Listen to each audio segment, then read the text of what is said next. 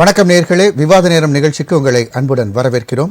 இன்று நாம் விவாதிக்கக்கூடிய தலைப்பானது இந்தியா பாகிஸ்தான் இடையே சூழும் போர் மேகம், பாதுகாப்பு ஒத்திகை மேற்கொள்ள மாநிலங்களில் முன்னேற்பாடு, பயங்கரவாதத்தை ஒழிக்க இந்திய அரசுக்கும் கடும் நடவடிக்கை, போர் மூண்டால் நடக்கும் சாதக பாதகங்கள் என்ன என்ற தலைப்பில் தான் நாம் இன்று விவாதிக்க இருக்கிறோம். 26 சுற்றுலா பயணிகள் பஹல்காமில் சுற்றுலா பயணிகள் தீவிரவாதிகளால் சுடப்பட்டு அவர்கள் உயிரிழந்தனர். அந்த சம்பவத்திற்கு உலகம் முழுவதும் கடுமையான கண்டனம் பாகிஸ்தானுக்கு தெரிவித்து வந்தன. ஆண்டோனியோ குட்டரஸ் உட்பட பல நாடுகளும் கூட இதற்கு கடும் எதிர்வினைகளை, கடும் கண்டனங்களை எழுப்பியது. அது மட்டுமல்லாமல் இந்தியாவிலும் மிக ஒரு கொந்தளிப்பை ஏற்படுத்தியது இந்திய மக்களிடையே. பிரதமர் நரேந்திர மோடி அவர்கள் சவுதி அரேபிய பயணத்தை முடித்துக்கொண்டு பாதியிலேயே திரும்பினார். அப்போது அவர் அந்த ஏர்போர்ட், அதாவது அந்த விமான நிலையத்திலேயே அதற்கான அந்த கூட்டத்தை நடத்தினார். வெளியுறவுத்துறை அமைச்சர் அஜித் தோவல் அவர்களையும், வெளியுறவுத்துறை அமைச்சர் மற்றும் அஜித் தோவல் அவர்களுடன் அந்த கூட்டத்தை நடத்தினார். அது மட்டுமல்லாமல் பல கூட்டங்கள் நடைபெற்றது. தற்பொழுது போர் மூளுமா என்ற ஒரு கேள்வி தொடர்ந்து இருந்து வந்தது. அந்த சூழ்நிலையில் தற்பொழுது பாதுகாப்பு ஒத்திகை, போர் ஒத்திகையானது நாடு முழுவதும் நடத்தப்பட வேண்டும். அனைத்து மாநிலங்கள் மற்றும் யூனியன் பிரதேசங்களில் மே 7ஆம் தேதி, அதாவது நாளை நடைபெறும் என்ற அறிவிப்பு வெளியாகி இருக்கிறது உள்துறை அமைச்சகம் சார்பாக. இதற்கான பல்வேறு கூட்டங்களும் நடைபெற்றது. அந்தந்த மாநிலத்தினுடைய தலைமைச் செயலாளர்கள் உட்பட பலரும் பங்கு பெற்று அவர்களுக்கு பல அறிவுறுத்தல்களும் உள்துறை அமைச்சகத்தால் வழங்கப்பட்டது. அதனைத் தொடர்ந்து நாளை இந்த போர் ஒத்திகையானது நாடு முழுவதும் நடைபெற இருக்கிறது. குறிப்பாக சென்னையை பொறுத்தவரையில் சென்னையில் மணலி, மீனம்பாக்கம், ஆவடி, கல்பாக்கம் ஆகிய இடங்களில் நடைபெற இருக்கிறது. நாடு முழுவதும் மொத்தமாக 244 இடங்களில் இந்த ஒத்திகையானது நடைபெற இருக்கிறது. குறிப்பாக இந்த ஒத்திகை நடைபெறும் போது மக்களுக்கு தெரிவிக்கப்பட வேண்டிய விஷயங்கள் என்னவென்றால், போர் விமானங்கள் நமது எல்லைகள், நமது பகுதிகளில் நுழைந்தால் அபாய ஒலி ஏற்படுத்தப்படும். அந்த ஒலி எவ்வாறு இருக்க வேண்டும், அதே போன்று பாதுகாப்பான இடங்களுக்கு மக்கள் செல்வதற்கான அறிவுரைகள், அதே போன்று முக்கியமான இடங்கள், அதாவது இராணுவ தளவாடங்களாக இருக்கட்டும் அல்லது அணு உலைகள், இதுபோன்ற இடங்களில் தாக்குதல்கள் நடத்துவதற்கான சாத்தியக்கூறுகள் அதிகமாக இருப்பதால் அந்த பகுதிகளில் இருளாக இருக்க வேண்டும். அதாவது சிறிய வெளிச்சம் கூட இருக்கக்கூடாது. எனவே அகல் விளக்குகளில் மக்கள் பழகிக் கொள்ள வேண்டும். அதற்கான பயிற்சிகள், அதே போன்று மக்கள் அந்த இடங்களிலிருந்து வெளியேற்றுவதற்கு பதுங்கு குழிகளில் எவ்வாறு செல்ல வேண்டும் என்பது போன்ற பல்வேறு விஷயங்கள், மின்சாரம் துண்டிக்கப்பட்டாலோ இணைய சேவை துண்டிக்கப்பட்டாலோ பதற்றம் அடைய வேண்டாம், அதே போன்று போலியான செய்திகளை மக்கள் மத்தியில் பரப்ப வேண்டாம் போன்ற பல்வேறு விஷயங்களும் அறிவுறுத்தப்படுவதற்காகவே இந்த போர் ஒத்திகையானது நடைபெற இருக்கிறது. மேலும் இது பற்றி நாம் விவாதிப்போம், அதாவது விரிவாக விவாதிக்கலாம். அதாவது இந்த போர் ஒத்திகையில் எதற்காக செய்யப்படுகிறது, போர் மூலம் அபாயம் எந்த வகையில் இருக்கிறது என்பது போன்ற பல கேள்விகள் இருக்கிறது. அது பற்றி நாம் இன்று விவாதிக்க இருக்கிறோம். விவாதத்திற்கு செல்லும் முன் நமது விருந்தினர்களை வரவேற்போம். முதலாவதாக இணையம் வழியாக நம்முடன் இணையும் பாரதிய ஜனதா கட்சியின் திரு தூத்துக்குடி செல்வம் அவர்களை வரவேற்போம். வணக்கம் சார். வணக்கம். வணக்கம். அரங்கில் நம்மோடு இணையும் ஏர் வெட்டரன், முன்னாள் விமானப்படை வீரர் தளவாய் ராஜ் அவர்களை வரவேற்போம். வணக்கம் சார். வணக்கம் சார். தமிழ்நாடு காங்கிரஸ் சேவா தளம் மாநில தலைவர் குங்ஃபு விஜயன் அவர்களை வரவேற்போம். வணக்கம். நமதுரிமை காக்கும் கட்சியின் திரு செங்கை பத்மநாபன் அவர்களை வரவேற்போம். வணக்கம். என்னுடைய கேள்வியை முன்னாள் விமானப்படை வீரர் திரு தளவாய் ராஜ் உங்கள்கிட்ட துவங்குறேன் சார். இந்த போர் ஒத்திகை பற்றி சொல்லுங்கள். ஏன்னா நீங்கள் நிறைய பார்டர்ஸில் இந்த மாதிரியான போர் ஒத்திகைகளை நேரில் பார்த்துருப்பீங்க. ஸோ அதை பற்றி மக்களுக்கு சொல்லுங்கள் சார். வணக்கம் சார். நான் ஏர் வெட்டரன் தளவாய் ராஜ். எனக்கு என்ன ஒரு உரிமை இருக்குன்னா, கார்கில் வாரில் ஆக்டிவாக பார்ட்டிசிபேட் பண்ணேன். 1999 நான் கார்கில் வாரிலே பார்ட்டிசிபேட் பண்ணேன். அப்போ நான் லே லடாக்கில் இருந்தேன். இப்போ போர் ஒத்திகை என்பது வடநாட்டுக்கும் தென்னாட்டுக்கும் நிறைய வித்தியாசங்கள். இப்போ நிறைய மிலிட்ரி எஸ்டாப்ளிஷ்மெண்ட்டில் போர் ஒத்திகை அடிக்கடி நடந்துக்கிட்டு தான் இருக்குது. உதாரணத்துக்கு பார்த்திங்கன்னா, தாம்பரம் விமானப்படையிலேயே மாதம் ஒரு தடவை, மாதம் 2 தடவை போர் ஒத்திகை நடக்குது.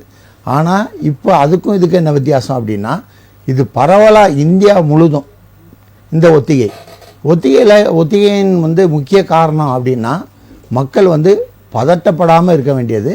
ஆனால் மிக முக்கியம், அதற்கான முன்னேற்பாடுகளை செய்யணும். என்ன அப்படின்னா, பேசிவ் ஏர் டிஃபென்ஸ்ன்னு சொல்லுவாங்க, PAD. இது எல்லா டிஃபென்ஸ் பர்சனுக்கும் தெரியும். இப்போ ஒரு வார்னிங் கொடுக்கறதுக்கு சைரன் கொடுப்பாங்க. இந்த சைரனில் பல வகைகள் இருக்குது. முதல்ல லாங் சைரன் கொடுத்து நீங்கள் அங்கங்கே பதுங்கு குழிகளை போய் பதுங்கிருங்க அப்படின்னு சொல்லி, அப்புறம் பம்பார்ட் பண்ணுவாங்க. அப்புறம் பம்பார்ட் பண்ண உடனே எவாக்குவேஷன், அவங்கள வெளியேற்றுறதுக்காக திரும்ப ஒரு சைரன் வரும். அந்த சைரன் வந்த உடனே பதுங்குழியிலேருந்து வெளியே வந்து யார் யார் பாதிக்கப்பட்டாங்களோ அவங்கள எல்லாம் வந்து மீட்டு அவங்களுடைய காயங்கள் ஏற்பட்டிருந்தால் அவங்கள வந்து கொண்டு போய் சேர்க்க வேண்டியது. இது ரொம்ப முக்கியமான பாயிண்ட் என்னென்னா, எவாகேஷன் வந்து ரொம்ப ரொம்ப வெரி இம்பார்ட்டன்ட். போரில் காயம்பட்டவங்களை வந்து காப்பாற்றி ஹாஸ்பிட்டலுக்கு கொண்டு போகிறது. சைரனுக்கு வந்து டியூரேஷன் ஆமாம் இருக்குது. எவ்வளோ லாங் சைரன் வந்துருச்சுன்னா, வெரி லாங் சைரன்னா அது வந்து ஓவர், அதாவது raid over, air raid over. Now you can come out from the பதுங்குழியிலேருந்து வெளியே வந்து நீங்கள் உங்கள் எவாகேஷனை ஸ்டார்ட் பண்ணலாம். இன்டர்மிட்டன்ட் சைரன் விட்டு விட்டு விட்டு அடிக்குது இல்லை, ஓகே ஓகே, அதுக்கு வந்து இது வந்து அபாயம், ஏர் ரைடு ஆகுது, நம்ம தலைக்கு மேலே வந்து பிளெயின் பறக்குது அப்படின்னு சொல்லி அது ஒரு இண்டிகேஷன். Okay okay. இதில் முக்கியமானது என்னென்னா, சைரன் கேட்ட உடனே பொதுமக்கள் என்ன செய்யணும் அப்படின்னா, லைட்டெல்லாம் ஆஃப் பண்ணிடணும். அது பேர் பிளாக் அவுட்னு சொல்லுவாங்க. Okay okay. அது வெளிச்சமாக இருந்தது அப்படின்னா அது எதிரிக்கு சாதகமாக இருக்கும். இது ஒரு சிட்டி, சென்னை சிட்டி, இதில் வந்து ஃபுல்லாக லைட்டாக இருக்குது, சென்னை போர்ட்டு, இது ஏர்போர்ட் மீனம்பாக்கம் அப்படின்னு ஒரு ஐடென்டிஃபிகேஷன் கொடுத்துரும். இந்த ஐடென்டிஃபிகேஷன் கொடுக்காமல் இருக்கிறதுக்காக பிளாக் அவுட் பண்ணிடுவாங்க. லைட் எல்லாமே கம்ப்ளீட்டாக ஆஃப் பண்ணிடுவாங்க. ஒன்று. ரெண்டாவது வந்து அந்த மாதிரி சமயங்களில் பொதுமக்கள் வந்து அவங்க வந்து டார்ச்சு, அப்புறம் தீப்பெட்டி, மெழுகுவர்த்தி, இது மாதிரி பொருட்கள்னால் ரெடியாக வச்சுக்கணும். ரெண்டாவது இந்த இன்டரப்ஷனால் வந்து டெலிகம்யூனிகேஷன்லாம் போகிறதுக்கு சான்ஸ் இருக்குது. அப்போ என்ன பண்ணணும் அப்படின்னா, அவங்கள்ட்ட கேஷ் இருக்கணும். பணம் இருந்தால் தான் பணத்தால் எதுவும் வாங்க முடியும். அதாவது நம்ம நெட்வொர்க் இல்லை, ஜிபே அந்த மாதிரி அதெல்லாம் பண்ண முடியாது. கேஷ், லிக்விட் கேஷை கையில் வச்சுக்கணும். ஆமாம் ஆமாம், லிக்விட் கேஷ் வந்து கண்டிப்பாக கையில் வச்சுக்கணும். ஏன்னா அது இல்லாமல் நம்ம வந்து செயல்பட முடியாது. ஜிபே ஒர்க் ஆகாது, ஃபோன்பே ஒர்க் ஆகாது, எதுவுமே ஒர்க் ஆகாது, ஏடிஎம் ஒர்க் ஆகாது, எதுவுமே. இதெல்லாம் வந்து அவேர்னஸ் உருவாக்குறது. இப்போ போருங்கிறத பொறுத்து வடநாட்டில் தான் ரொம்ப அவேர்னஸ். தென்னாட்டு வந்து அவ்வளோவா பாதிக்க. வெஸ்ட் பெங்காலில் 31 பிளேசஸில் இந்த ஒத்திகை வந்து நடக்குது. ஆமாம், நடக்குது. தமிழ்நாட்டை பொறுத்தவரைக்கும் சென்னையில் 4 இடத்துல நடக்குது. ஆமாம். மற்ற மாநிலங்களில் கம்பேர் பண்ணும்போது உங்களுக்கு வெஸ்ட் பெங்காலில் தான் ரொம்ப அதிகமாக. ஆமாம் சார், ஆமாம். நடக்குது. பார்டர் கூட 20 பார்டர் ஏரியாவில் எல்லாமே sir, Kashmir, Rajasthan, okay okay, எது சோ க்ளோஸ் டு எனிமி கண்ட்ரியோ ஓகே, அவங்க அந்த இடத்துல அதிகமாக ஒத்திகை நடக்குது. ஸோ இப்போ சைரன் வந்து உங்களுக்கு அந்த லாங் பீப் வந்துச்சுன்னா மக்கள் வந்து வெளியில் வரலாம். அதுக்கப்புறம் உள்ள நடவடிக்கைகள், அந்த எவாக்குவேஷன், ஆம்புலன்ஸ் வரும், எல்லாத்தையும் தூக்கிட்டு போவாங்க. அடிபட்டு யார் எந்த விதத்தில் அடிபட்டிருக்காங்களோ அவங்களுக்கு ஹெல்ப் பண்ணுவாங்க. அது மாதிரியான ஒரு சூழ்நிலை வரும். இப்போ சவுத்தில் நமக்கு போர் பற்றி அவ்வளோவா தெரியாது. நார்த்தில் வந்து எல்லாத்துக்கும் தெரியும். அங்கே அடிக்கடி வந்து போர் ஒத்திகையெல்லாம் நடத்துவாங்க. இந்த போர் ஒத்திகை வந்து 1971 அப்புறம், 1971 அப்புறம், இத்தனை ஆண்டுகள் கழிச்சு இப்போ நடத்துறாங்க. 54 ஆண்டுகளுக்கு பிறகு. ஆமாம், 4வது முறையாக ஒத்திகை நடத்தப்படுது. முதல்ல 1965, அப்புறம் வந்து சீனாவோட, அப்புறம் மறுபடியும் 1965, 71 பாகிஸ்தானோட, இப்போ 4th டைம் இப்போ பண்ணுறாங்க. இது வந்து போர் ஒத்திகைன்னா இது வரைக்கும் நம்ம கவனிச்சது என்னன்னா, போர் ஒத்திகை பண்ணாங்கன்னா போர் கண்டிப்பாக வரும் அப்படிங்கிறது. இது வந்து என்ன மெயினாக வந்து எதிரிகளை வந்து பயமுறுத்துறது. அது இல்லாமல் இந்த பீரியடில் வந்து நம்ம டிஃபென்ஸ் எஸ்டாப்ளிஷ்மெண்ட் இல்லாமல் சிவில் எஸ்டாப்ளிஷ்மெண்ட் நிறையா இருக்குது. பெட்ரோல் பம்பு, மற்றபடி பெரிய பெரிய ஃபேக்ட்ரிஸ் எல்லாம் இருக்குல்ல, ஹெமோஃப்ளேஜ்னு ஒன்று சொல்லுவாங்க. அதை வந்து இலைகளால் வந்து அந்த பில்டிங் எல்லாம் மறைச்சிருவாங்க. Okay okay. அப்போ எதிரி வானத்துல இருந்து பார்க்கும் பொழுது அவங்களுக்கு எதுவுமே தெரியாது, காடு மாதிரி இருக்கும். ஸோ அப்படி தான் இருக்கும். முழு கூடுமான வரை ஏர்கிராஃப்ட் எல்லாம் பார்த்தீங்கன்னா பிளேன்லாம் பங்கர்னு சொல்லி அதுக்குள்ளே கொண்டு போய் வச்சிருவாங்க உள்ள. அது மேலே கொண்டு போய் இலை தலைகள்லாம் போட்டுருவாங்க. Okay okay okay. மெயின் வந்து இதில் வந்து நம்ம கோஆபரேஷன், இந்த அதாவது நீங்கள் சொன்ன மாதிரி மிலிட்ரிக்கான ஒத்திகைகள், ஏர்ஃபோர்ஸ்க்கான ஒத்திகைகள் அடிக்கடி நடந்துட்டு தான் இருக்கும். ஆமாம். ஸோ இதுக்கும் டிஃபரன்ஸ் வந்து இப்போ மக்கள் வந்து பதற்றமடையாமல் இருக்கிறதுக்கு அவங்களுக்கு ஒரு அவேர்னஸ் ஏற்படுத்துறதுக்கான ஒரு ஒத்திகை தான் இப்போ பண்ணக்கூடிய ஒத்திகை. கண்டிப்பாக நம்ம தொடர்ந்து பேசுவோம் சார். திரு செங்கை பத்மநாபன் சார், நீங்கள் உங்களுடைய கருத்தை நீங்கள் பதிவு பண்ணுங்க சார். இந்த இது சொல்லுங்க. இல்லை, பெரிய கட்சிக்கு 2 பேர் சொல்லிட்டாங்கன்னா அதுக்கப்புறம் நீங்கள் வரீங்க சார். Right, okay sir. சொல்லுங்கள் சார். திரு குங்ஃபு விஜயன் சார், உங்களுடைய பாரு. நீங்கள் அது மட்டும் இல்லாமல் நீங்கள் ஒரு காங்கிரஸுடைய சேவா தளத்தில் தலைவராக இருந்தாலும் நீங்கள் ஒரு எக்ஸர்வீஸ்மேன் அப்படிங்கும்போது இந்த போர் ஒத்திகை தொடர்பாக உங்கள்கிட்ட கேட்குறதும் சிறப்பானதாக இருக்கும். கண்டிப்பாக சொல்லுங்கள். ஆமாம் சார், போர் ஒத்திகை கண்டிப்பாக வந்துட்டு சொன்ன மாதிரி இது 4வது தடவை 62, 65 அண்ட் 71. அதுக்கப்புறம் இப்போ தான் பண்ணுறாங்க. சொன்ன மாதிரி வந்துட்டு அது விளக்கமாக சொல்லியிருந்தாரு நம்ம தலைவாய் ராஜ் அவர்கள். ஏன்னா போர் ஒத்திகைன்னு சொன்னாவே அவங்கள வந்துட்டு எதிரியை வந்து பயமுறுத்துறது தான் ஃபர்ஸ்ட். நாங்க இந்திரா காந்தி அவர்களுடைய காலகட்டத்துக்கு பிறகு அவருடைய ஆட்சி காலத்துக்கு பிறகு இப்ப நடக்கிறது. ஆமா நடக்குது. இது என்னன்னா we are alert, நம்மளும் alert, அவங்களுக்கு ஒரு caution, we are ready for war. அதுதான். ரெண்டாவது இவர் சொன்ன மாதிரி நார்மலா நீங்க அப்படி பாத்தீங்கன்னா போர் ஒத்திகை விஷயங்கள் தெரிஞ்சவங்கன்னா நார்த்தன் சைட்ல தான் அதிகமா இருக்கு. ஏன்னா அவங்க பார்டர் ஏரியாஸ் ஆஃப் பாகிஸ்தானா இருக்கட்டும் சைனாவா இருக்கட்டும், there the border areas. North east பார்த்தாலும் சரி, இந்த சைடு நார்த்தன் சைடு பார்த்தாலும், நம்ம சதர்ன் சைடு பார்த்தோம்னா அந்த அளவுக்கு இல்ல. இருந்தாலும் கூட இந்த சிவில் சொன்ன மாதிரி இந்தியன் ஆயில் இருக்கு, ஏர்போர்ட் இருக்கு, அதே மாதிரி மிலிட்டரி தளங்கள் ஆவடி எல்லாம் இருக்கு, ஆவடி மணலி எல்லாம் இருக்கு. அதனால அதை கொஞ்சம் திருச்சி இது ஆயுதம் ஃபேக்டரிஸ் எல்லாம் இருக்கு மிலிட்டரியினுடைய. இதெல்லாம் நம்ம கொஞ்சம் பாதுகாப்பு தான் வேணும். அசால்ட்டா இருக்காத பதில் இதே கொஞ்சம் பார்க்கணும். ரெண்டாவது இன்னொரு விஷயம் என்னன்னா, இப்ப அவங்களுடைய அணு ஆயுதங்கள்லாம் நவீனமாக்கப்பட்டிருக்குது. அது இந்தியாவுடைய அணு ஆயுதமா இருக்கட்டும், பாகிஸ்தானுடைய அணு ஆயுதம் இருக்கும், நம்ம ஈஸியா எடை போட முடியாது. இப்ப இந்த இடத்துல நீங்க சொன்ன மாதிரி இதுல நிறைய நமக்கு சாதகமும் இருக்கு, சில பாதகமும் இருக்கு. இந்த போர்னால பாதகம் இருக்கு. ஆனா கண்டிப்பா காங்கிரஸ் என்ன அப்படி சொல்றோம் அப்படின்னு சொன்னா, காங்கிரஸ் கருத்துன்னா கண்டிப்பா இது மக்கள் சென்ட்ரல் கவர்மெண்ட்டுக்கு உறுதுணையா இருந்து இது கண்டிப்பா பாகிஸ்தானுடைய பதிலடி கொடுக்கணும். அதுல எந்த மாற்று கருத்துமே கிடையாது. ஆனாலும் கூட மக்களை பாதிக்கின்ற வகையில சில காரியங்கள் நடக்காம அது சொன்ன மாதிரி இது நல்ல விஷயம்தான். ஒரு போர் பாதுகாப்பு ஒத்திகைன்றது ஒரு நல்ல விஷயம்தான். இந்த விஷயத்தை நல்லா கரெக்டா பண்ணாங்க அப்படின்னு சொன்னோம்னா உண்மையாவே நிறைய மக்கள் இதனால பாதிக்கப்பட வேண்டிய மக்கள் மட்டும் கிடையாது. ஆக்சுவலி அவங்க பண்ணப்படுற எங்கெங்க ஃப்ளேம் ஆகுமோ எண்ணெய் குடங்கள், அவங்க என்ன எப்படின்னா பாஸ்ட் பண்ணி பக்கத்துல இருக்க ஏரியாவெல்லாம் அழிக்கணும், அந்த எண்ணத்துல தான் இது பண்ணுவாங்க. பொதுவாகவே பாம்பு போடுறது விஷயம் அப்படின்னா கிரவுண்ட்ல போடுறத விட பில்டிங்ல போடுறது வேற விதம். பில்டிங்ல போட்டாங்கன்னா பல பேர் சாவாங்க, கிரவுண்ட்ல போட்டாங்கன்னா அந்த அளவுக்கு எஃபெக்ட் இருக்கு. ஆனா எனிமலுடைய தாக்குதல் எல்லாம் பாத்தீங்கன்னா வச்சுங்களேன், அந்த முக்கியமா அது பத்தி எரியணும் அப்படின்னு பண்ணும்போது ஆயில் கார்பரேஷன்ஸுக்கு எல்லாம் நிறைய இருக்கு. அது மாதிரி ஏர்போர்ட் இதெல்லாம் நல்ல உள்ள பாதுகாத்துக்கணும். ரெண்டாவது என்ன சொல்ல போனா இது 244 இடங்கள்ல நடக்க போது. அதுல அதிகமா வெஸ்ட் பெங்கால் தான் சொல்லியிருக்கிறாங்க. வெஸ்ட் பெங்கால்னா அது ஏன்னா அவன் ஷீஷோர்ல அடிக்க போறான், அதனாலதான் அது மெயினா அதே மாதிரி குஜராத்லயும் நீங்க பாத்தீங்கன்னு வச்சுங்களேன், ராஜஸ்தான் டோட்டலி பார்டர். அதுக்கப்புறம் நீங்க பாத்தீங்கன்னா பஞ்சாப்ல ஃபெரோஸ்பூர், இந்த ஃபெரோஸ்பூர் தான் அவங்களுக்கு டார்கெட். ஃபெரோஸ்பூர் ஜெயின் காஷ்மீர் தான் இருக்கு, இருந்தாலும் கூட அவங்களுக்கு மெயின் டார்கெட் ஃபிரோஸ்பூர். அந்த ஃபெரோஸ்பூர் அவன் டார்கெட் பண்ணிட்டானாவே உண்டே ஈஸியா அவன் டெல்லிக்குள்ள வந்துருவான். அதனாலதான் அவன் பஞ்சாபை டார்கெட் பண்றான். அதனால இந்த விஷயத்துல காங்கிரசினுடைய உடன்பாடு என்னன்னா, இந்த அட்டாக்ல பாகிஸ்தானை எடுத்து இந்த போர்ல எங்களுடைய முழுமையான ஒத்துழைப்பு இருக்கும். ஆனால் மக்களை எந்த அளவுல பாதிக்கிறதுக்கு இதை எந்த அளவுக்கு அவங்க முயற்சி எடுக்கிறாங்கன்றத பொறுத்திருந்து தான் பார்க்கணும். அதனால காங்கிரஸ் கண்டிப்பா இது இருக்குது. நாங்க இது முழுமையா அத சாலிடிட்டின்னு சொல்லுவாங்க இங்கிலீஷ்ல, முழுமையா சப்போர்ட் பண்றோம். சாலிடாரிட்டி நீங்க ஃபுல்லா கொடுக்குறீங்க. பட் பாகிஸ்தான் அவங்களும் அணுவாயுதத்தை யூஸ் பண்றதுனால நமக்கும் பிரச்சனைகள் வரும், கண்டிப்பா வரும். அததான் சொன்னேன்.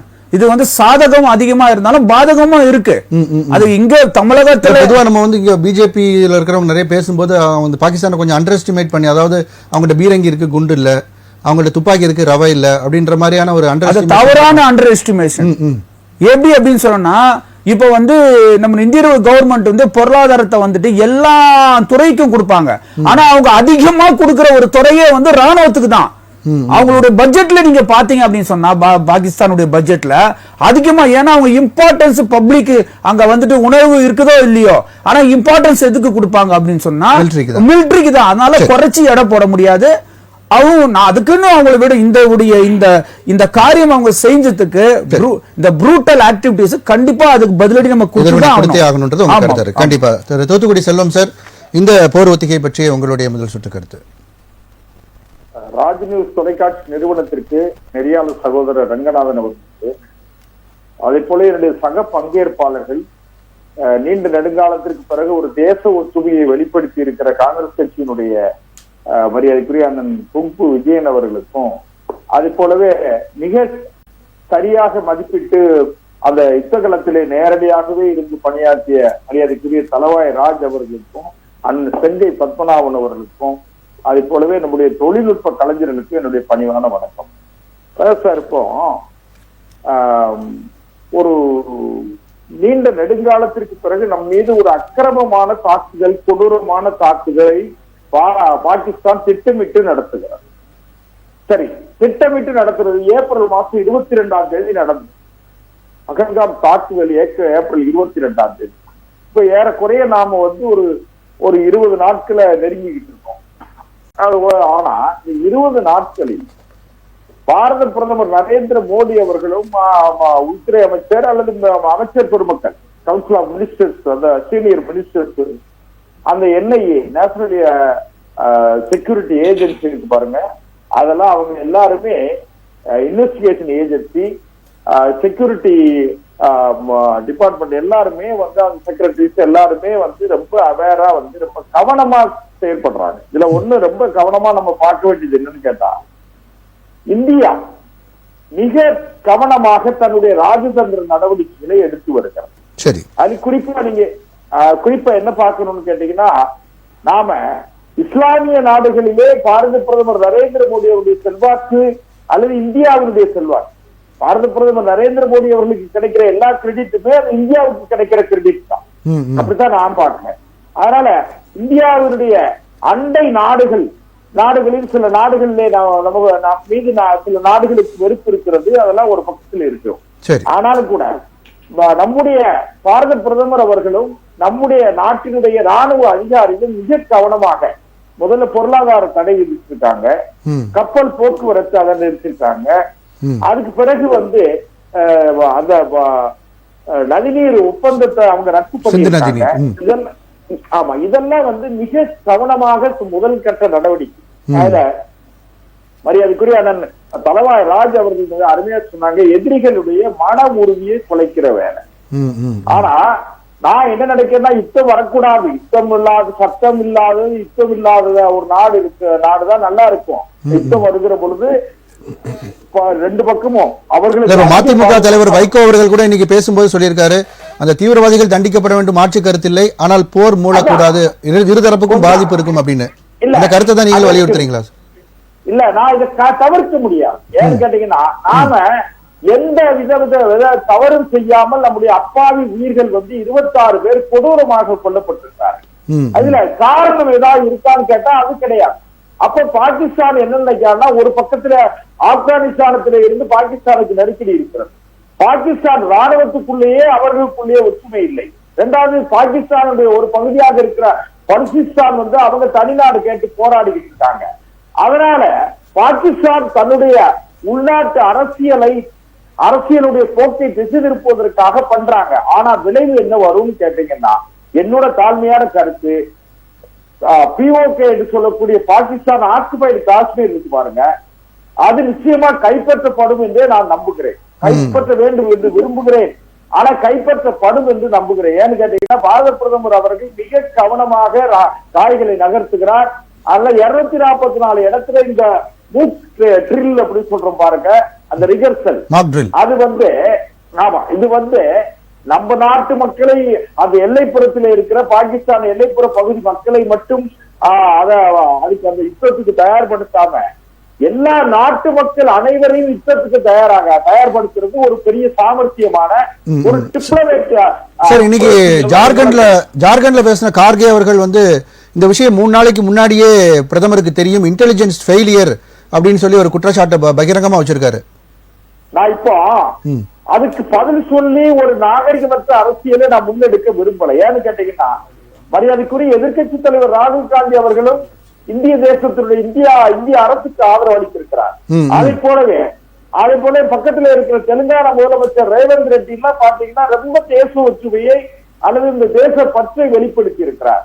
மரியாதைக்குரிய சசி தரூர் கூட ஒரு 4 நாளைக்கு முன்ன காங்கிரஸ் கட்சியினுடைய ஒரு டிப்ளமேட் அட்வைசர், அந்த மாதிரி ஒரு நல்ல ஒரு சீனியர் லீடர், அவர் கூட சமீபத்தில் கேரளால விழுங்கியம் துறைமுகத்தை திறந்து வைக்க பிரதமர் வருகும் போது அது மேடையிலே இருந்து அவர் ஒற்றுமையை நிலைப்படுத்தியிருக்காங்க. அதனால நானும் ஒரு எதிர்வாதம் செய்து மரியாதைக்குரிய கார்கே அவர்களுக்கு பதில் சொல்வதாக நினைத்து நாம் ஒரு பிரிவினைவாதத்தை அல்லது உள்நாட்டு அரசியல் மோதலை கட்சி மோதலை நான் உண்டாக்க விரும்பல. ஏன்னா இப்ப நமக்கு தேவை நம்முடைய பாரத நாடு காக்கப்படும். 142 கோடி மக்களை கொண்ட பாரதம் நாடு என்கிற அந்த பழம்பெரும் நாடு நாம இறையாண்மையின் மீது என்றைக்குமே நாம இறையாண்மையை தாண்டி நாம எதுவுமே செஞ்சது கிடையாது. எந்த நாட்டினுடைய இடத்தையும் நாம ஆக்கிரமிச்சது கிடையாது. 1962 சைனா வார்ல கூட மக்கள் அவரு மரியாதைக்குரிய பாரத பிரதமர் அன்றைய பிரதமர் பண்டித நேரு அவர்கள் கூட அது ராஜதந்திர நடவடிக்கையின் காரணமாகத்தான் அங்க நமக்கு சில இழப்புகள் ஏற்பட்டதை தவிர அதனால வேற எதுவும் கிடையாது. அதே போலவே மரியாதைக்குரிய தலவாய் ஒரு நிமிஷம் முடிச்சுறாரு. தலவாய்ராஜ் அவர்கள் ரொம்ப அருமையா குறிப்பிட்டாங்க. அவங்க 99 அந்த வாரிலேயே கூட கார்கில் வாரில அவங்களே நேரடியா அபிநந்தன் அவங்க எல்லாம் சிறைப்பட்டது அப்பதானே சார் இல்லையா தலவாய்ராஜ் சார்? ஆமா சார், 99 கார்கில் வார்ல பார்ட்டிசிபேட் பண்ணோம். ஆமா, அதனால நீங்க உங்களுக்கு எல்லாம் தெரியும். இப்போ இந்த யுத்தம் தவிர்க்க முடியாத யுத்தம். இந்த யுத்தத்தில் பாரதத்தினுடைய இப்போ நம்ம 244 இடத்துல போர் ஒத்திகை நடக்குன்னு சொன்னா அதுக்கு காரணம் வேற ஒண்ணுமே கிடையாது. மக்களை தயார்படுத்துது. அதாவது ராணுவம் தயாரா இருக்கு, மக்களை தயார்படுத்துவது ஒண்ணு. இந்தியா யுத்தத்திற்கு தயாராகி விட்டு இப்போ வேற ஒண்ணு வேண்டாம். நேற்றைக்கு கூட பாத்தீங்கன்னா ரஷ்ய அதிபர் விளாடிமிர் புட்டின் அவர்கள் நம்முடைய பாரத பிரதமர் அவர்களுக்கு அவர்களோடு தொலைபேசியில பேசி ஆதரவு தெரிவிச்சிருக்காங்க. இரண்டாவது, நமக்கு ஆதரவு வெளிப்படையாக தெரிவிக்கிற எந்த நாட்டினுடைய தலைவர்களுமே கூட பாகிஸ்தானுக்கு வெளிப்படையாக ஆதரவு தெரிவிக்கிறாங்கிறது ஒரு நல்ல செய்தி. அதனால பாகிஸ்தான் என்னோட தாழ்மையான கருத்து, இந்த யுத்தம் ஒரு வார காலத்திற்கு மேல நீடிக்க வாய்ப்பில்லை, நீடிக்க கூடாது. அதற்கு பெரிய சேதம் ஏற்படாமல் இந்தியா சாதிக்க வேண்டும், சாதிக்கும் என்று நான் நம்புகிறேன். சரி சார், சரிங்க. அபிநந்தன் குறிப்பிட்டீங்கன்னு நினைக்கிறேன். அது சர்ஜிக்கல் ஸ்ட்ரைக்ல தான் அவர் 99 சர்ஜிக்கல் ஸ்ட்ரைக்ல. ரைட் சார், உங்களுடைய ரைட் சார். அனைத்து சகோதரர்களும் பெரிய அளவுல நாட்டுப்பற்று பற்றி பேசியிருக்காங்க. வாழ்த்துகிறேன், விரும்புகிறேன். அதே சமயத்தில் இவர் நம்ம குங்ஃபு சார் விஜயன் சார் சொன்னாரு, நான் அவர் இஸ் அன் எக்ஸ் ஆர்மி, அதனால கொஞ்சம் காங்கிரஸையும் தாண்டி ஒரு தேசப்பற்றை நம்மளால பார்க்க முடிஞ்சது. 1947 நம்ம சுதந்திரம் வாங்கினோம். சைனா 1949 2 ஆண்டுகள் கழித்து தான் சுதந்திரம் வாங்கிச்சு. இன்னைக்கு உலக அளவில் வல்லரசு நாடா இருக்கு. அதற்கு ஒற்றை காரணம் நம்ம இந்தியா கோட்டை விட்டுருச்சு அந்த வாய்ப்பை. அதற்கு ஒற்றை காரணம் காங்கிரஸ் தொன்று செய்த தவறுகளும் மற்ற பிழைகளும் தான். நேரு காலத்தில் வல்லபாய் சர்தார் சொன்னார், இரும்பு மனிதர் சொன்னார், அந்த ஆக்குபைடு காஷ்மீர் பிடிக்கும் போது நம்ம சண்டை போட்டு அவங்களை பார்டர்ல விட்டுலான்னு சொன்னார். இல்லை, நம்ம அகிம்சை கட்சி, ஆனால் அகிம்சை நாடு, ஒரு கண்டத்தை காட்டணும் இன்னொரு கண்டத்தை காட்டணும்னு விட்டதுனால தான் இன்னைக்கு தொடர்ந்து பிரச்சனை. அதே மாதிரி முன்ன 47 சுதந்திரம் வாங்கும்போது பிரிட்டிஷ்காரன் என்ன பண்ணா, பிரித்தாலும் சூழ்ச்சி பண்ணான்.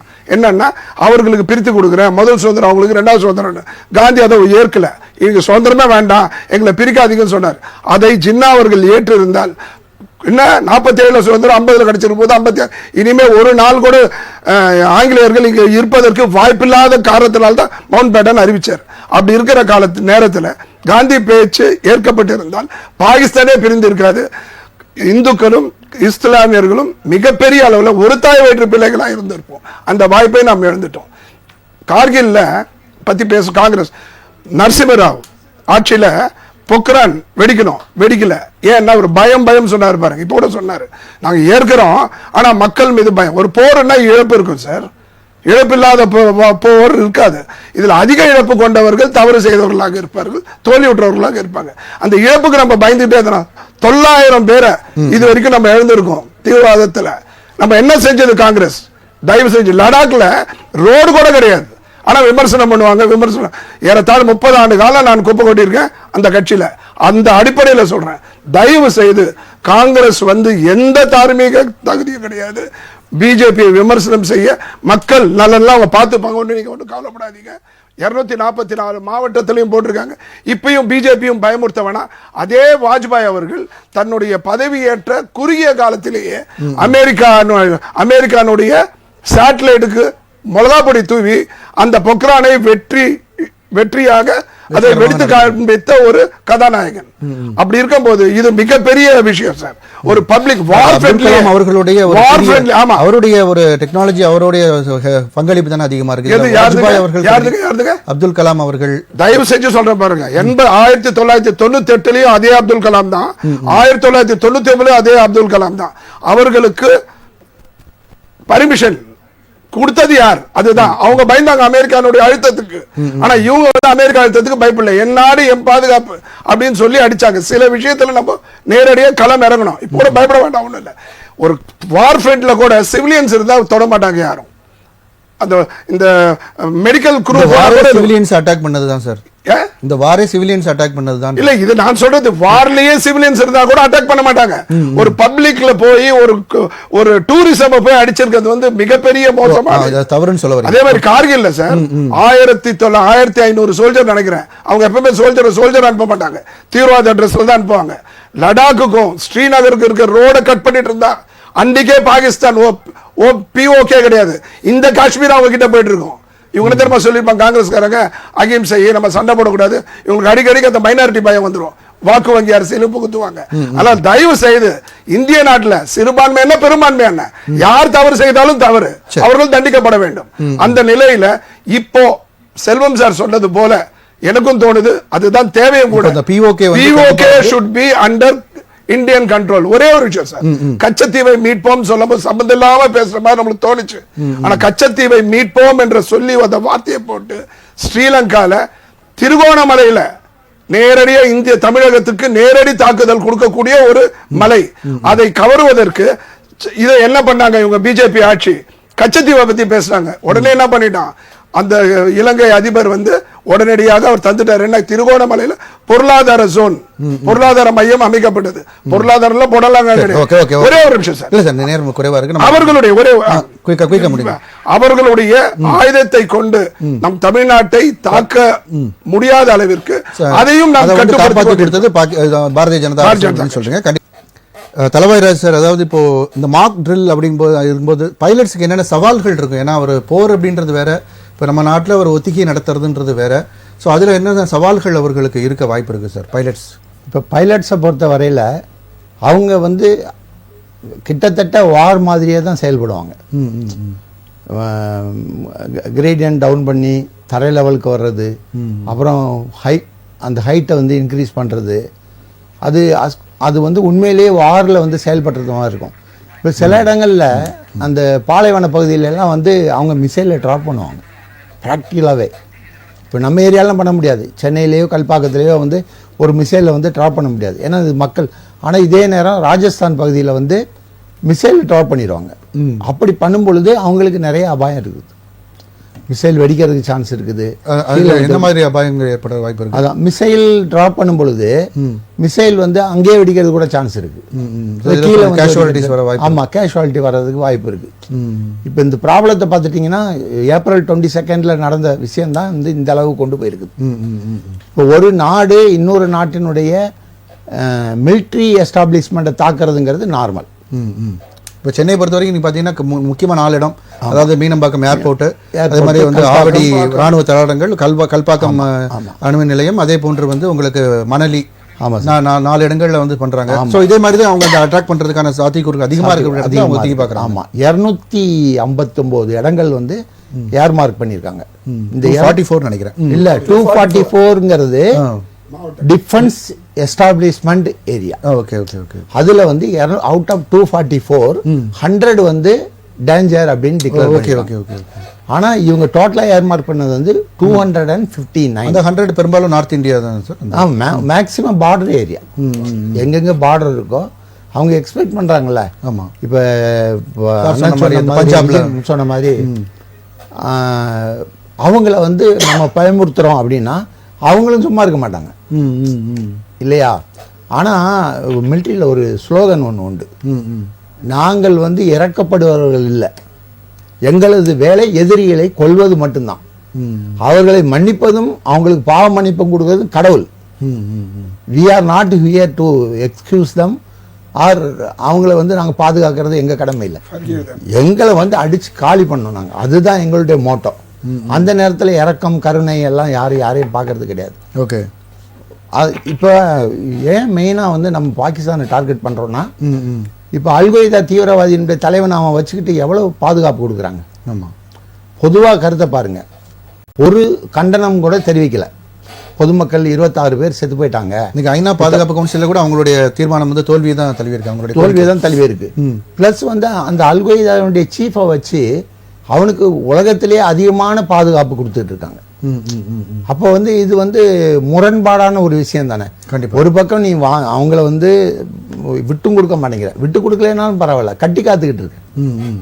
அது வந்து தப்பு இல்லையா? கண்டிப்பா. அப்போ வந்து நீ யூ ஆர் ஃபுல்லி சப்போர்ட்டிங். அதாவது ஒரே சின்ன தகவல் சார், கார்கில் வார்ல கூட பிரச்சனை வரும்போது கிளின்டன் தலையிட்டாரு இந்த வார் வந்து நிக்கணும்னு. அப்ப முஷரப் என்ன சொன்னார்? முஷரப் தான் இதுக்கு காரணம். நவாஸ் ஷெரீப் பிரதமர் சொல்றாரு, நான் எடுக்கல இந்த முடிவை, ராணுவ தளபதி முஷரப் தான் எடுக்கிறாருன்னு. எப்பவுமே பாகிஸ்தானுடைய ஆட்சி தீவிரவாதிகள் ராணுவத்துல தான் கட்டுப்படும். ராணுவத்தையும் தாண்டி இப்ப தீவிரவாதிகளோட கட்டுப்பாட்டுல இருக்கு. ஓகே. இப்ப அவங்க தீவிரவாதியை காப்பாத்துறதுக்கு இவ்வளவு தூரம் அவங்க பாடுபடுறாங்க. இப்போ அண்ணன் சொன்னார், பத்மநாபன் சொன்னார், நம்ம ஒரு விதத்தில் இறக்கப்படணும், கோஆபரேஷன் வேணும், மக்களை வந்து ஒரு மாதிரி கொண்டு போகணும். ஆங்கிலத்தில் ஒரு பழமொழி சொல்லுவாங்க, magnanimity is always treated as a inefficiency. நம்மளுடைய பெருந்தன்மை வந்து அடுத்தவங்களுக்கு வந்து நம்மளுடைய இயலாமையை தான் காமிக்குது. இப்போ அவன் கொண்டுட்டாங்க. நீங்கள் இப்போ தமிழ்நாட்டில் பல தலைவர்கள், குறிப்பாக வைகோ அவர்கள்லாம் சொன்னது போர் வேண்டாம் அப்படின்னு சொல்றது மெக்னானிமிட்டியை தான் நீங்கள் பார்க்குறீங்க. ஆமாம், கண்டிப்பாக. அது காங்கிரஸாக இருக்கட்டும், வைகோவாக இருக்கட்டும், எந்த கட்சியாக இருக்கட்டும், நான் எந்த கட்சி சார்பாக பேசலை. Magnanimity is always treated as a inefficiency. இப்போ போர் வரதுக்கான சாத்தியக்கூறுகள் எந்த அளவுக்கு இருக்குது சார்? இந்த ஒத்திகை வந்து நடக்கிறது, இப்போ நீங்கள் நான் சொன்னீங்க முன்னாடி 3 ஒத்திகை நடந்தது, அதெல்லாம் கண்டிப்பாக போர் வந்தது. ஸோ அதே மாதிரி தான் இதையும் பார்க்க முடியுமா? இந்த ஒத்திகைக்கு அப்புறம் கண்டிப்பாக போர் இருக்கும். இது வந்து அன்சர்டனிட்டி சார், ஒரு உறுதியின்மை. ஏன்னா இது கரெக்டாக சொல்ல முடியாது எந்த அளவுக்கு போகும் அப்படின்னு. இப்போ என்னதான் பாகிஸ்தான்கிட்ட எல்லா பவர் இருந்தாலும் அதை விட பவர் நம்மள்கிட்ட இருக்கு. வார்னு வந்தால் அது நஷ்டம்தான் ரெண்டு தரப்புக்கும். அதனால வந்து இப்போ ஒருத்தர் அப்படியே மிரட்டிக்கிட்டு சரி அப்படியே ஓட்டுறது தான் அது. அதனால என்னை பொறுத்தவரையில் வார் வராதுன்னு நான் கண்டிப்பாக நம்புறேன். வராதுன்னு நம்புறேன். ஆமாம், வராது. ஆனால் ஒரு போக்கு வந்து கைப்பற்றுவாங்கன்னு சொல்லி செல்வம் சாரும் சொல்றாங்க. ஆனால் கைப்பற்றணும்.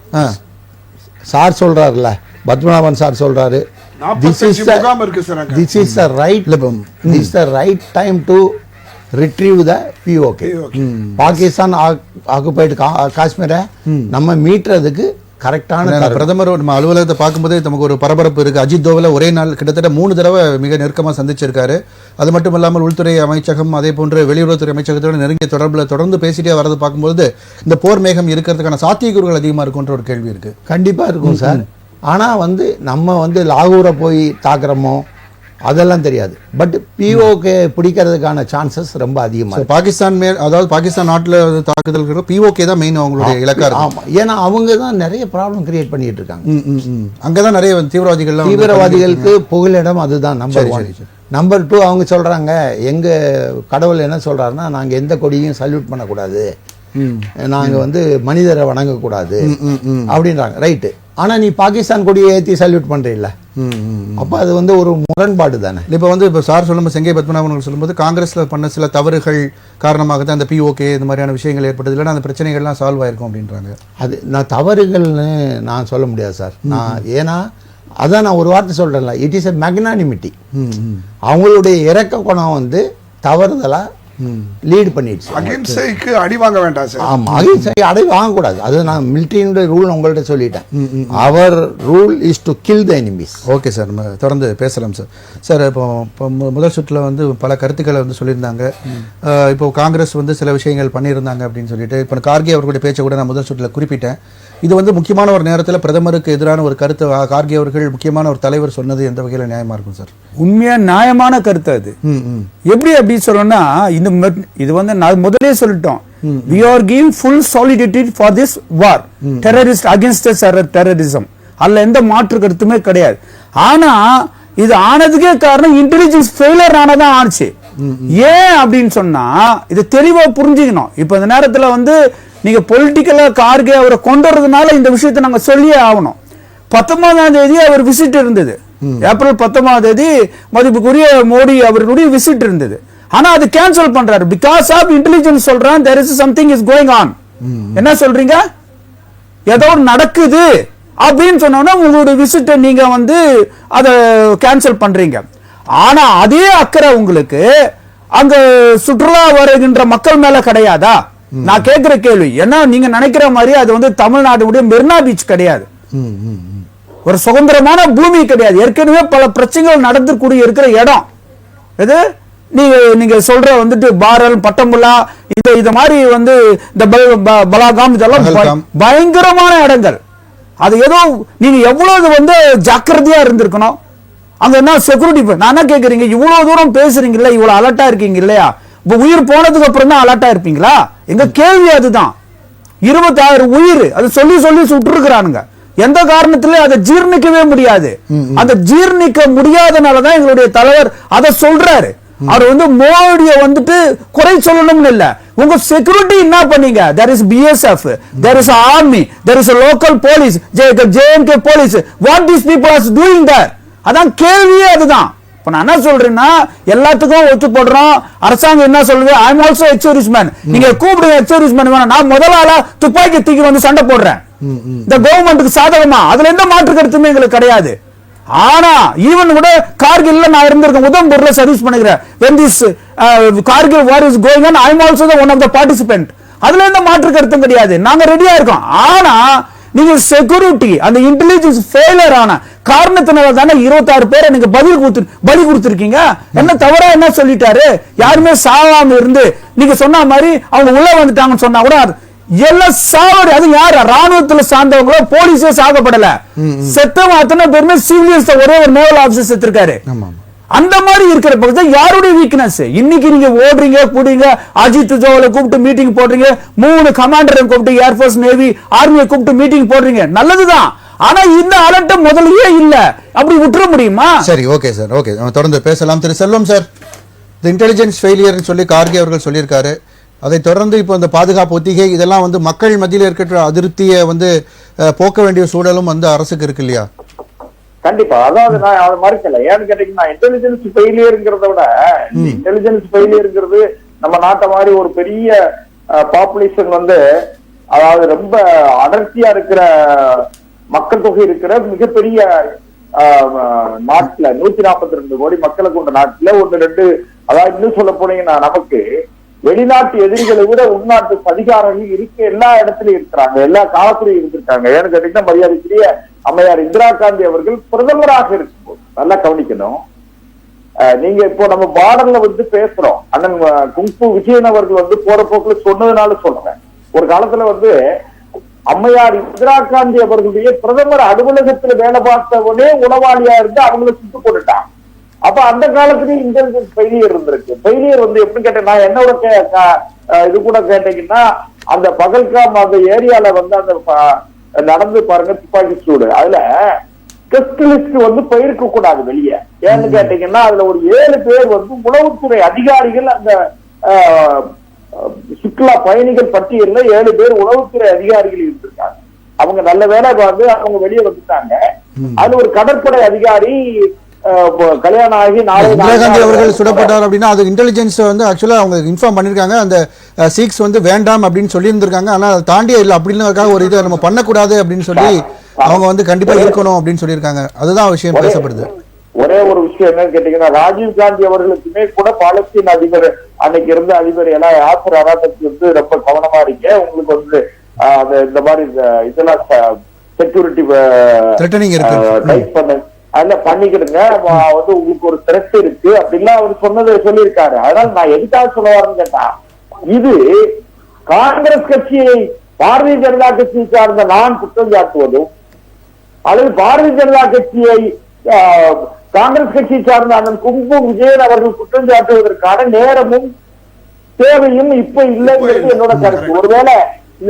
ஒருவேளை இந்த யுத்தம் நடந்தால் ஆனா மரியாதைக்குரிய விமானப்படையில பணியாற்றிய அந்த தலைவராஜ் அவருக்கு நல்ல யுத்தம் வராதுன்னு சொன்னாங்க.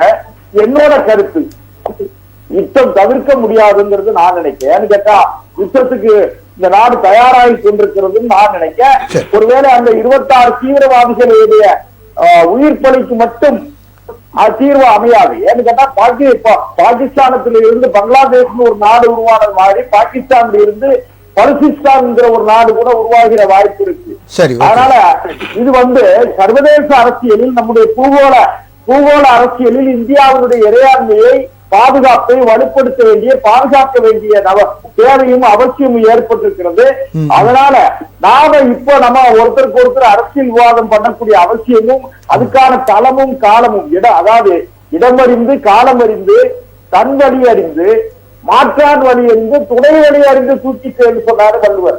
அதாவது நாம இடத்தை காலத்தை நேரத்தை தணிக்க வேண்டிய அவசியத்தில் இருக்கிறதுனால நான் ஒரு அளவுக்கு மேல காங்கிரஸ் கட்சி குறை சொல்வதற்கு எனக்கு 1000 காரணம் இருக்கிறது, 1000 தரவுகள் இருக்கிறது. நேரம் இல்லை அப்படின்றது உங்களுடைய கருத்தா இருக்கு. கண்டிப்பா சார், தொடர்ந்து பேசலாம். மறுபடியும் வரேன். திரு செங்கை பத்மநாபன் சார், அதாவது கடந்த சுற்றுல 1 நிமிடம் நிறைய கம்மியாயிடுது, 1 நிமிடம் கூடுதலா கொடுத்து அவ்வளவுதான். இப்போ பாகிஸ்தானை பத்தி நம்ம கவலையே பட வேண்டாம். இவர் சொன்னாரு பெரிய அளவுல அவங்களுக்கு ராணுவத்துக்கு செலவு பண்றாங்க. 50,000 கோடி தான் அவங்களுடைய செலவு ஆண்டு. ஆனா நம்மளுடைய செலவு 6 லட்சத்துக்கும் மேல ஒரு ஆண்டு நிதி ஒதுக்கீடு. எந்த பயமும் வேண்டாம். அதே சமயத்துல நான் பாகிஸ்தானை போய் அடிக்க போறது, லாகூரை போய் அடிக்க போறது இல்லை. நமக்கு பிரச்சனையை தரக்கூடிய 45 தீவிர முகாம்கள், தீவிரவாதிகளுடைய முகாம்கள் இருக்கின்ற POK என்று சொல்லக்கூடிய அந்த இடத்த, அது நம்ம இடம் சார். அது நம்ம இடம். தயவு செஞ்சு புரிஞ்சுக்கோங்க. சுதந்திரம் பிரிக்கும் போது அது நம்ம இடம். எதுல போய் நீங்க சிறுபான்மை மக்களுக்கும் பெரும்பான்மை மக்கள், இந்தியாவில யார் எந்த தப்பு செய்தாலும் தவறு தான். இதுல சிறுபான்மை பெரும்பான்மை வேண்டாம். அது நம்மளுடைய சொத்து. அதை நம்ம முன்னர் காங்கிரஸ் செய்த தவறுதனால அது அவங்க கிட்ட போச்சு. இப்ப நம்ம அதை எடுக்கிறோமோ இல்லையோ, அது நம்ம கட்டுப்பாடுக்கு வர வேண்டியது காலத்தின் கட்டாயம். இல்லை என்று சொன்னால் தீவிரவாதங்கள் நடந்து கொண்டே இருக்கும். அதற்கு நாம் வழிவிடக் கூடாது என்பதுதான். இப்ப இவர் சொன்னாரு இது பிரச்சனை அது பிரச்சனை, இந்த சமயத்தில் இன்டெலிஜென்ஸ் ஃபெயில். தயவு செய்து உங்களுடைய பித்தலாட்ட அரசியலை நிறுத்துங்க. இப்ப நம்மளுடைய ஒட்டுமொத்த 140 கோடி மக்களுடைய சிந்தனையும் இஸ்லாமியர், கிறிஸ்துவர்கள், இந்துக்கள், சீக்கியர்கள் அத்தனை பேர் ஒரு இந்தியனாக மாறி தீவிரவாதத்தை ஒழிக்கும் ஒரு முயற்சிக்கு நாம் உறுதுணையாக இருந்து நாம் செயல்படணும். இப்ப போய் சிந்து நதி ஏன் கொடுக்குறீங்க, அது தீவிரவாதம் பண்ணவனை பிடிங்க, தீவிரவாதம் உதவியா இருந்தவனை பிடிங்க. ஒரு டுபாக்கூர் ஒரு தலைவர் சொல்றாரு, அங்க போய் 30 கோடி மக்கள் பாகிஸ்தானை நம்ம பழி வாங்க கூடாதுன்னு. அந்த நாட்டு பார்லிமெண்ட் தான் தீர்மானம் போடுறான் நாட்டுக்கு எதிர்த்தாப்புல.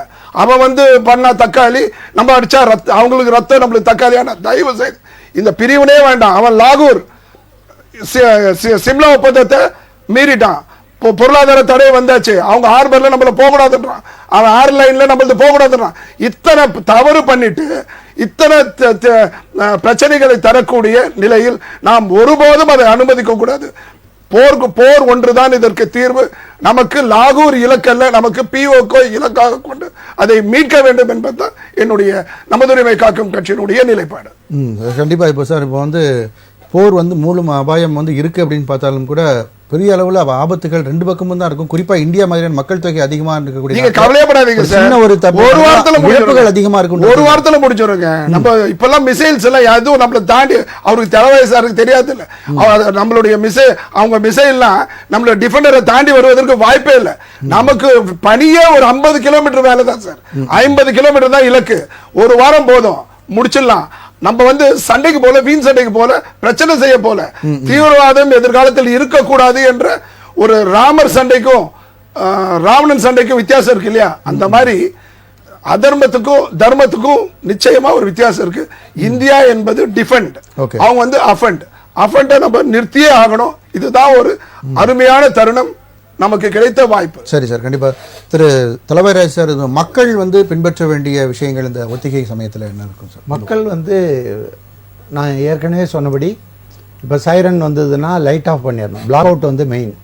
ரெண்டாவது எவாகேஷன், அதாவது பாதுகாக்கிறவங்களை இவங்களையெல்லாம் ஈடுபடுத்தணும். NCC, NSS, college student, they are very vibrant, they are very dynamic. அவங்களுக்கு ஒரு உணர்வை உண்டு பண்ணணும். இப்ப நம்ம பேசுற மாதிரி வார் வருதா வரலையா ரெண்டாவது, ஆனா அந்த ஒரு சிச்சுவேஷன்ல நம்ம எல்லாம் தயாரா இருக்கிற மாதிரி மக்கள் கண்டிப்பா அதை ஃபாலோ பண்ணணும். அப்பனா இவங்களுக்கு என்ன செய்யணும்? யுத்த காலத்தினுடைய இது வந்து மாக் ட்ரில்னு சொல்றாங்க இல்லையா, ஒத்திகை இருந்தால் கூட இப்ப சார் சொல்றாரு வார் வரும் கண்டிப்பா 5 நாள் நீடிக்கும் 6 நாள் நீடிக்கும் அப்படிங்கிற பட்சத்துல கண்டிப்பா பொதுமக்களுக்கு ஒரு அவேர்னஸ் இருக்கணும். இல்ல சும்மா ஒரு இதுக்காக கேட்குற தகவலுக்காக, இப்போ ஒருவேளை அந்த போர் ஏற்பட்டால் வந்து சென்னை அளவுக்கு தாக்கக்கூடிய அளவுக்கான சாத்தியக்கூறுகள் இருக்குங்கிறாங்க. சாத்தியக்கூறுகள் நிச்சயமா இல்லை என்னை பொறுத்தவரையில. சரி, இப்ப என்ன பண்ணோம்னா, நீங்க ஒரு கேள்வி கேட்டீங்க, பொதுமக்கள் என்ன செய்யணும்? பொதுமக்கள் வந்து யாரோட எல்லாம் கோஆபரேட் பண்ணணும்னா போலீஸோட கோஆபரேட் பண்ணணும், அப்புறம் ரெவன்யூ டிபார்ட்மெண்ட்டோட கோஆபரேட் பண்ணணும். அவங்க என்ன கேட்குறாங்களோ, என்ன மெசேஜ், இப்போ இன்டெலிஜென்ஸ் தான், தவறான பரப்புரைகளை மேற்கொள்ளக்கூடாது. இது வந்து வெரி வெரி வதந்திகளை பரப்பவே கூடாது. வதந்திங்கிறது பெரிய ஒரு அபாயமானது. என்ன நடக்குதோ அந்தந்த அட்மினிஸ்ட்ரேஷனோட அவங்க வந்து கோஆபரேஷன் பண்ணணும். இப்போ அவங்க என்ன சொல்றாங்களோ அது இதுதானே வார் ஒத்திகையில் என்ன நடக்க போகுது அப்படின்னு லெத்தார்ஜிக்கெல்லாம் இருக்கக்கூடாது. கண்டிப்பாக ஒரு சீரியஸாக இந்த ஒரு நாளையாவது ரொம்ப சீரியஸாக எடுத்து அதை ஃபாலோ பண்ணணும். அது ரொம்ப இம்பார்ட்டன்ட். அது வந்து ஃபியூச்சரில் அவங்களுக்கு ரொம்ப ஹெல்ப்ஃபுல்லாக. இப்போ இந்த ஒத்திகைக்கு வந்து இப்போ சென்னையில் நடக்கிறதுக்குன்னா வந்து இப்போ பொதுமக்களை வந்து அவங்க எப்படி திரட்டுவாங்க சார்? அதுக்குன்னு ஸ்பெசிஃபிக்காக கூப்பிடும். இப்போ வந்து ஏற்கனவே கூப்பிட்ருக்காங்க. அண்ணன் சொன்ன மாதிரி டிஃபென்ஸில் எக்ஸர்வீஸ்மேன் கூப்பிடல இல்லையா, எல்லாத்தையும் கூப்பிட்டுருக்காங்க. என்சிசி, என்எஸ்எஸ் எல்லாத்தையும் கூப்பிட்டு அவங்களுக்கு இன்ஸ்ட்ரக்ஷன்லாம் கொடுத்துருக்காங்க. ஏன்னா அவங்க தான் வருங்கால தலைமுறை, அவங்களுக்கு என்ன பண்ணணும் எது பண்ணணும் அப்படிங்கிறத கொடுத்துருக்காங்க. அதே மாதிரி டிஃபென்ஸ் எஸ்டாப்ளிஷ்மெண்ட் இருக்குல்ல, சிவில் டிஃபென்ஸ் எஸ்டாப்ளிஷ்மெண்ட், அதில் வந்து இராணுவ வீரர்களை வந்து பாதுகாப்புக்கு பயன்படுத்தியிருக்காங்க. இப்போ பயன்படுத்திக்கிட்டு தான் இருக்காங்க. அவங்க வந்து சேஃப்கார்டு பண்ணுறாங்க. சார் சொன்ன மாதிரி ஐஓசி, போர்ட்ரஸ்ட்டு, அந்த வைட்டல் ஏரியாவில் எல்லாமே வந்து அவங்க வந்து பாதுகாப்புக்காக நிறுத்தப்பட்டிருக்காங்க. ஓகே, இந்த வார் ஒத்திகை முடிஞ்சவொடனே போயிடுவாங்கன்னு வச்சுக்கோங்க. இப்போ மெயினாக பொதுமக்கள் என்ன செய்யணும் அப்படின்னா, கோஆபரேஷன் இஸ் மெயின். இப்போ நைட்டில் வந்து பிளாக் அவுட்டு, சைரன் அடிக்குது, ஓகே, நீங்கள் லைட்டெல்லாம் ஆஃப் பண்ணணும்னா ஆஃப் பண்ணியே ஆகணும். சரி சார், மறுபடியும் நான் உங்ககிட்ட வரேன். திரு செங்கபத் உங்கள்கிட்ட நிறைவு கருத்து உங்கள்கிட்ட ஸ்டார்ட் பண்ணிடுறேன் சார். சொல்லி இது பிஓகே நாம் கையகப்படுத்த அருமையான நேரம், இதை பயன்படுத்திக்கிறோம். ஓகே, சைனாவை தவிர அவங்க என்னைக்குமே நம்மளுக்கு அகேன்ஸ்ட் தான், அதனால அதை அவங்கள மறந்துடுவோம். பாகிஸ்தானை எடுப்பதற்கு, பிஓகே எடுப்பதற்கு ரஷ்யா புட்டின் ஆதரவு தந்திருக்காரு, அமெரிக்கா ஆதரவு தந்திருக்கு, தாலிபானாக அரசு நடத்தி கொண்டு இருக்கும், ஆப்கானிஸ்தானும் நம்மளுக்கு சாதகமா இருக்கு. இதுதான் பாகிஸ்தானை கட்டுப்படுத்துவதற்கு பிரச்சனை போயிட்டு இருக்கிறதுனால. அதே சைனா வந்து தயவு செஞ்சு இதுல தலையிட்டு சப்போர்ட் பண்ண முடியாது. நமக்கு 3 எதிரிகள் தான். எதிரின்னா பார்டர், சிலோன் ஒன்று, பாகிஸ்தான் ஒன்று, சைனா ஒன்று. ஆனால் சைனாக்கு 19 நாடுகள், ஜப்பான் எல்லாம் ஏற்கனவே வந்து அவருடைய ராணுவ மந்திரி வந்து ஆதரவு கொடுத்துட்டாரு. அதனால சைனானுடைய வாலாட்டுறதுக்கு வாய்ப்பே கிடையாது. சார் தயவு செஞ்சு புரிஞ்சுக்கோங்க, நம்ம பாகிஸ்தானுக்கு எதிரி அல்ல, தீவிரவாதத்துக்கு நாம் எதிரிகள். அதை மட்டும் நம்ம கொண்டு அகிம்சையை பத்தி மறந்துட்டு இப்போ தீவிரவாதத்தால் பாதிக்கப்படும் நம்ம 900 பேர் செத்துருக்காங்க சார். யாரு சார் பொறுப்பு? அதனால இனிமே எதிர்காலத்தில் இந்தியாவில் தீவிரவாதம் செய்வதற்கு கனவுல கூட நினைக்க கூடாது. அந்த நிலைப்பாடை நம்ம உறுதி செய்யணும். நன்றி சார். குங்ஃபு விஜயன் சார், உங்களோட நிறைவு கருத்தை நீங்க சேர்த்து பதிவு பண்ணுங்க. அதுதான் சார், இந்த போர் பாதுகாப்பு ஒத்திகை வந்துட்டு கண்டிப்பா தேவைதான். ஆனா இது எந்த அளவுக்கு சக்சஸ் ஆகும்னு தெரியல. ஏன்னா சொன்ன மாதிரி எனக்கும் என்ன பொறுத்த வரைக்கும் என்னுடைய சொந்த கருத்தும் கூட, வார் வர்றதுக்கான வாய்ப்புகள் கம்மி. ஓகேங்களா, அதுல பாதிப்பு சாதகம் இருந்தாலும் கூட பாதகமும் இருக்கு. அதனால மேக்சிமம் இன்னைக்கு அதுதான் யூஎனுடைய செக்ரட்டரி ஆண்டோனி குட்டரஸ் கூட என்ன சொல்லியிருக்காருன்னா வந்துட்டு மேக்சிமம் நீங்க ராணுவத்தின் மூலமா தீர்வு வேண்டாம். ஆமா, ராணுவத்தின் மூலமா தீர்வு வேணாம்னு சொல்லிட்டு அவரை விட பெரிய லீடர் யாருமே கிடையாது உலகத்துல. அது என்னுடைய கருத்து தான், உங்க கருத்து சொல்லிட்டீங்கல்ல. அதனால வந்து என்ன அப்படின்னு சொன்னோம்னா, இது வந்தாலும் போர் வந்தாலும் சரி, காங்கிரஸ் கண்டிப்பா வந்துட்டு அரசாங்கத்துக்கு ஒத்துழைக்கிறதுக்கு ரெடியா இருக்கு. அதுல இருந்து மாற்று கருத்தே கிடையாது, 100%. ஆனா என்னென்ன முக்கியமான விஷயம்னா, இன்டெலிஜென்ஸ் ஃபெயிலியர் ஆச்சு, உங்களுக்கு தகவல் தெரிஞ்சிட்டதுக்கு அப்புறம் கூட நீங்க ஜனங்களை வந்து பலி கொடுத்துட்டு இந்த நாடகம் ஆட வேணாம்ன்றதை இந்த நேரத்தில் தெரியும். நன்றி நன்றி. செல்வம் சார், உங்களோட நிறைவு கருத்தை நீங்க சொல்ல வரும்போது. அதான் நீங்க மரியாதைக்குரிய அந்த தளவாய்ராஜ் அவர்கள் சொன்னதை நான் வழிமொழிகிறேன். ஏன்னு கேட்டீங்கன்னா, சமூக ஊடகங்களுடைய தாக்கம், அதாவது அவேர்னஸ் வந்து இப்ப எல்லாத்தையும் வந்துருச்சு. அது அவேர்னஸ்ங்கிறத விட இன்ஃபில்ட்ரேட் ஆயிட்டு அது ஊடுருவல் வந்து அதிகமாயிடுச்சு. அதனால சமூக ஊடகத்தை பயன்படுத்தக்கூடியவர்கள் தயவு செய்து தேசத்துக்கு விரோதமாக உங்களுடைய தனிப்பட்ட அரசியல் காழ்ப்புணர்ச்சிகளை காண்பிக்க வேண்டிய நேரம் இது இல்லை. அதுக்கு இல்லாம தேச ஒற்றுமை தேச பாதுகாப்பின் மீது அந்த சமூக ஊடகத்தினுடைய தாக்குதலை தயவு செய்து செய்யாதீங்க. ஒண்ணு. இரண்டாவது, இந்த சமூக ஊடகத்தை பின்தொடரக்கூடியவர்கள் அல்லது பயன்படுத்தக்கூடியவர்கள், பார்க்கிறவர்கள் தயவு செய்து போலியான செய்திகளை யாரும் ஃபார்வர்ட் பண்ணாதீங்க. தயவு செய்து அதை கடைபிடிங்க. நம்ம தேசம் பாதுகாக்கப்படணும். 26 உயிர்களை, அப்பாவி உயிர்களை, எது நிராயுத பாணியாக குற்றமற்றவர்களாக இருந்த அந்த அப்பாவி உயிர்களை கொடூரமாக கொண்ட அந்த கொலை குற்றவாளிகள் தண்டிக்கப்படணும். நாம எல்லாரும் ஒத்துழைப்பு கொடுப்போம், தேசம் காப்போம். பாரத தேசம் பழம்பெரும் தேசம், நாம் அதன் புதல்வர் என்று நாம நன்றியோட இருக்கு. நன்றி சார். சார், உங்களுடைய நிறைவு கருத்தா நீங்க இந்த போர் ஒத்திகை பற்றி நிறைவு 49 சிஆர்பிஎஃப் வீரர்களை கொண்டாங்க. ஒன்று கரெக்டாக 20 நாளில் 20 மிக் ஏர்கிராஃப்ட் ஏர்ஃபோர்ஸ்ல இருந்து போய் அந்த தீவிரவாத கும்பல் எங்கே இருந்ததோ பாகிஸ்தான் உள்ள புகுந்து எல்லையை மீறி உள்ள போயிட்டு அங்கே போய் சர்ஜிக்கல் ஸ்ட்ரைக் போட்டு அழிச்சிட்டாங்க. இது கரெக்ட். நான் என்ன சொல்கிறேன், அதே மாதிரி நம்ம பத்மநாபன் சொன்ன மாதிரி எங்கெங்கே தீவிரவாத முகாம் இருக்கோ, வார் நடக்குதோ நடக்கலையோ அது ரெண்டாவது விஷயம். ஆனால் this is the right time. தீவிரவாத முகாம்கள் எங்கெங்கே இருக்கோ அதையெல்லாம் அழிக்கிறதுக்கு இதுதான் சரியான டைம். ஏன்னா இப்போ பார்த்தீங்கன்னா இஸ்ரேல் காசால் குண்டு போடுதுன்னு சொல்லி சொன்னாங்க. அதுக்கு என்ன சொன்னாங்க, தீவிரவாதிகள்லாம் அங்கே சேர்ந்துருக்காங்க, அதனால தான் அவங்க மேலே. அப்போ அப்படி பண்ணும் பொழுது சாதாரண மக்களும் பாதிக்கப்பட்டாங்க இல்லையா?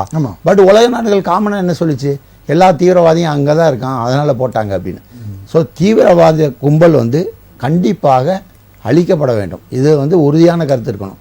இந்த அப்படி அழிக்கும் பொழுது அது போருக்கு அதாவது விட்டு சென்றதுன்னா அதை நம்ம ஒன்றும் பண்ண முடியாது, அன்அவாய்டபிள். ஆமாம், தவிர்க்க முடியாது. ஸோ போர் பிஓகேல இருக்கக்கூடிய அந்த முகாம்கள் அழிக்கிறது நம்ம நோக்கமா இருக்கணும். ஆமாம், அதை தாண்டி போர் வந்தால் கூட அதை தவிர்க்க முடியாது. நம்ம அதை நம்ம ஃபேஸ் பண்ணிக்கலாம், அதை நம்ம ஃபேஸ் பண்ணி தான் ஆகணும் அப்படின்றது. போர் ஒன்னே நம்ம நோக்கம் இல்லை. நம்ம அவங்களை அடிக்கணும் அவங்களுக்கு. ஆனால் தீவிரவாத முகாம்கள் அழிக்கப்படணும். இவர் நம்ம விஜயன் சொன்ன மாதிரி இனி ஒரு தடவை அவன் தீவிரவாதத்தை கையில் எடுக்கிறதுக்கு கண்டிப்பா ஒரு பதிலடி நம்ம கொடுத்தே ஆக வேண்டும் அப்படின்னு ஒட்டுமொத்த இந்திய மக்கள் இடம் பிஓகே தான். அந்த பிஓகே நமது கட்டுப்பாடில் வருவது எதிர்காலத்துக்கு நன்மை. இப்போ அதுக்கான சிறந்த நேரமாகவும் இருக்கு, அதை கைப்பற்ற வேண்டிய ஒரு நேரமாகவும் இருக்கு. எல்லாருடைய ஒட்டுமொத்த கருத்தா இருக்கு. நம்முடன் விவாதத்தில் பங்கு பெற்ற விருந்தினர்கள் அனைவருக்கும் நன்றி.